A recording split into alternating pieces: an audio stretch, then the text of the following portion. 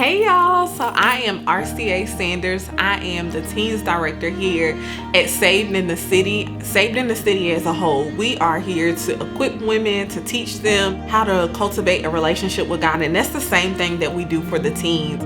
It was during the pandemic when the Lord even gave us the vision for the next generation. When the world shut down, we were praying like, God, what are we gonna do? What does this need to look like? And He made it very clear that He wanted us to create a space for the next generation. And I thought it was gonna be something that was far, far, far down the line. But when we moved the ministry to Atlanta, I really felt a sense of urgency for us to start the teens ministry.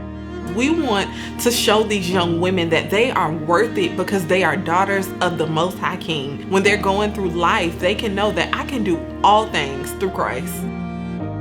One of the most beautiful things that I have seen in Saved in the City teens, one of our first sessions, before we did anything else with the girls, we did a session on identity.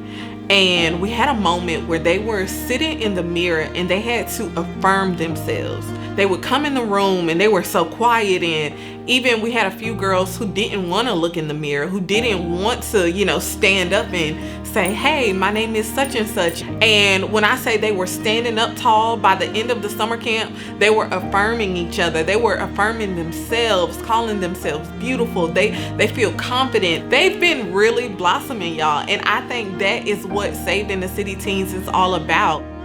Not only is Saved in the City Teens having an impact on the teens that's currently a part of the program, but one of the things I've been able to witness is the impact that the ministry is also having on the mothers and the parents of those that are part of Saved in the City Teens. And so it's just been beautiful to see two different generations that the daughters can come and be ministered to and poured into, but so are the mothers. So that's been a blessing.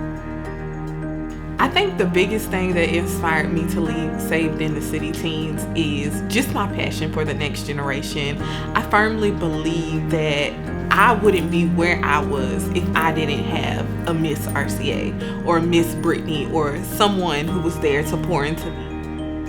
We want to take the young ladies on field trips. We want to open them up to new experiences. And we need you guys' help. We need more sponsors. We want to partner with the community. We want so many things for these young ladies.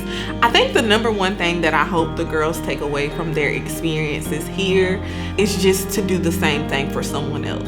That's kind of the same thing that Jesus charged to us to do. In Matthew 28:19, He said, now go and make disciples. That is the goal for us. We want them to lead and live empowered, full lives in Christ. 1, 2, 3. Saved in the City.